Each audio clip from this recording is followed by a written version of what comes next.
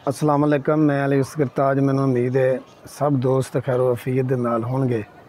प्यारे दोस्तों, मैं तुहानू अज एस्टीमेट देंगा 3 KW दे जिहड़ा सोलर सिस्टम है उहदा कि इस वेले 3 KW का जिहड़ा सोलर सिस्टम है उहदे उत्ते तकरीबन लागत कितनी आ रही है और जिस वेले असी 3 KW का सिस्टम लाने हैं और वो सानू तकरीबन जिहड़ा वो बिजली सानू किन्ने क वाट जिहड़े ना वो दिंदा है। सब तो पहला मैं तुहानू चीज़ां दस दांगा 3 KW का अगर तुसी एक सिस्टम लाना है तो उहदे विच लगेगा की।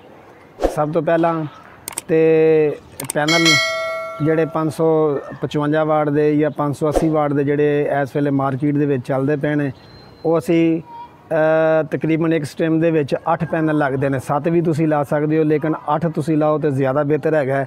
उस तो बाद फिर एक इन्वर्टर है, उस तो बाद फिर एक बॉक्स है, फिर जिहड़े DC का ब्रेकर है, AC का ब्रेकर है और एक जनाब वह चेंज ओवर है। उस तो बाद फिर जनाब तुहाडी जिहड़ी है वो 10 mm की जिहड़ी तार है वो तुहाडी ज़रूरत के मुताबिक है। अगर तुसी दूसरी मंजिल के उत्ते लांदे हो तो फिर जिहड़ी तकरीबन 10 mm की तार है वो तो 100 तो 125 जिहड़ी फुट है वो तुहाडी लग जाती है। अगर तुहाडी सिंगल मंजिल है तो फिर वो यह समझ लो कि वो फिर जी हाफ है वो तुसी कर लवो 60 तो 70 जी फुट है वो तुहाडी जी केबल है वो इस्तेमाल होएगी। और उस तो बाद फिर तुहाडे स्टैंड ने ये वो चीज़ां ने जिहड़ियां तुहाडीयां एक सिस्टम लाने वास्ते जिहड़ियां चीज़ां जरूरी होंदियां ने। और हुण इस चीज़ का तखमीना ला लीए कि तकरीबन किहड़ी चीज़ इस वेले मार्केट दे विचों किन्ने दी लभदी पई है। अगर इस वेले सोलर पैनल की सब तो पहले गल करिए, क्योंकि ये जिहड़ी सब तो ज़्यादा कास्ट है वो सोलर पैनल की है। इस वेले जिहड़ा मार्केट दे विच जिहड़ा सोलर का रेट चलदा पिया तकरीबन 55 रुपये पर वाट चलदा पिया। अगर 580 वाट का असी एक पैनल लैने तो वो तकरीबन सानू पै जाएगा 31 तो 32,000 रुपये का। 32,000 रुपये का अगर सानू 32,000 रुपये का नहीं बल्कि 31,900 रुपये का सानू एक पैनल पेगा। असी अगर 8 पैनल लैने तो तकरीबन 2,55,200 रुपये के वो पैनल पैणगे। तो उस तो बाद फिर साडा इन्वर्टर की वारी आ जाती है। असी अगर इन्वर्टर लैने मेड इन पाकिस्तान जिहड़ा अजकल चलदा पिया ऑफ ग्रिड बगैर बैटरियां वाला वो साडा मार्केट दे विच तकरीबन 30,000 रुपये का मिलदा पिया।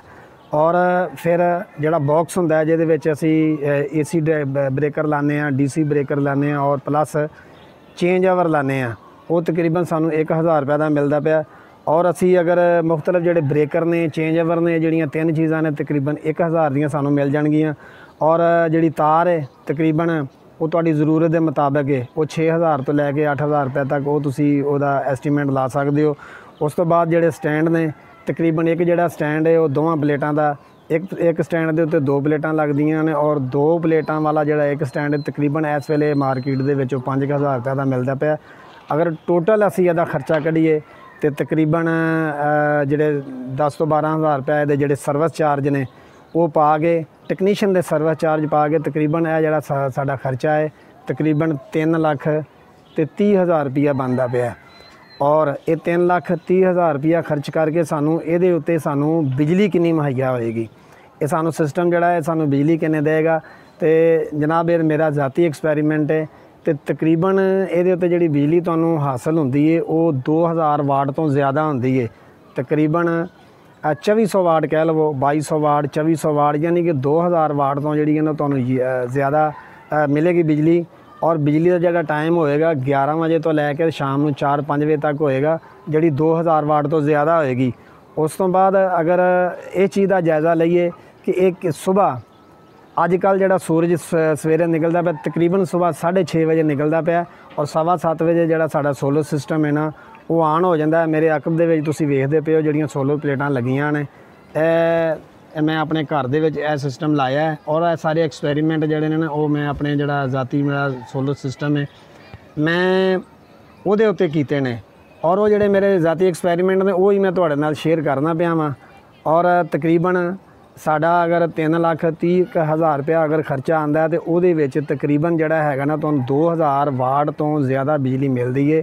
अगर 2,000 वाट जिहड़ा एक जिहड़ा 1,000 वाट हुंदा है अगर 1 घंटा उन्होंने इस्तेमाल करिए तो 1 यूनिट बनता है। यदा मतलब ये होया कि 2,000 वाट अगर सानू 8 तो 10 घंटे मिले तो सानू 16 ਤੋਂ 20 ਯੂਨਿਟ ਜਿਹੜੇ ਨੇ ਇਹ ਅੱਲਾਹ ਤਬਾਰਕ ਤਾਲਾ ਦੀ ਜ਼ਾਤ ਨੇ ਸਾਨੂੰ ਇਨਾਮ ਦੇ ਵਿੱਚ ਰੱਬ ਸੋਹਣਾ ਸਾਨੂੰ ਦੇਣ ਡਿਆ ਹੈ ਧੁੱਪ ਦੀ ਸੂਰਤ ਵਿੱਚ।